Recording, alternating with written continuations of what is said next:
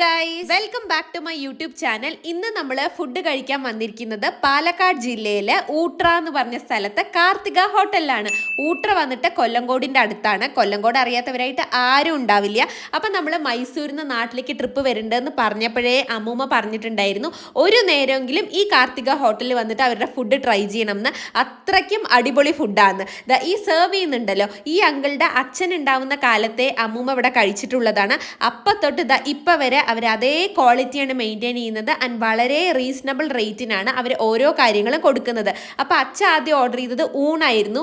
അച്ഛയുടെ ഊണ് കണ്ടിട്ട് കൊതി വന്നിട്ട് അമ്മ ആദ്യം തന്നെ അച്ഛയുടെ കറികളൊക്കെ എടുത്ത് ടേസ്റ്റ് ചെയ്യുന്നുണ്ടായിരുന്നു. വളരെ നല്ല കറികളായിരുന്നു, മായം ഒന്നും ഇല്ലാണ്ട് വളരെ നോർമലായിട്ട് നമ്മൾ വീട്ടിലുണ്ടാക്കുന്ന കറികളുടെ അതേ ടേസ്റ്റ് ആയിരുന്നു. അപ്പം ഞാനും അമ്മയും പാപ്പും പൊറോട്ട ആയിരുന്നു ഓർഡർ ചെയ്തത്. പിന്നെ ചോറ് വന്നപ്പോഴാണ് ഞങ്ങൾക്ക് തോന്നിയത് തെറ്റ് പറ്റിപ്പോയി, ചോറ് ഓർഡർ ചെയ്താൽ മതിയായിരുന്നു എന്ന്.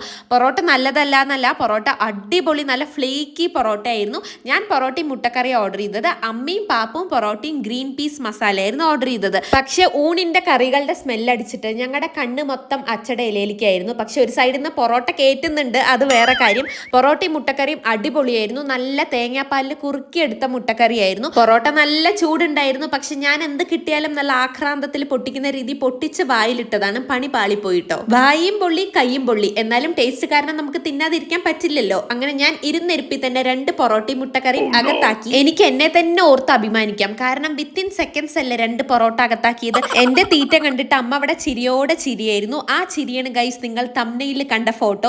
അമ്മ പറയായിരുന്നു, നീ എന്താ മറ്റേ ബഗാസുരന്റെ അനിയത്തി ബഗാർ സുരത്തിയാണോ എന്ന് ചോദിക്കുകയായിരുന്നു. നമ്മൾ പിന്നെ വിശപ്പ് വന്ന ആരെയും നോക്കേണ്ട കാര്യമില്ലല്ലോ. നമ്മൾ നമ്മുടെ വയറിനെ ആദ്യം സന്തോഷിപ്പിക്കുക എന്നുള്ളതിലാണ് കാര്യം.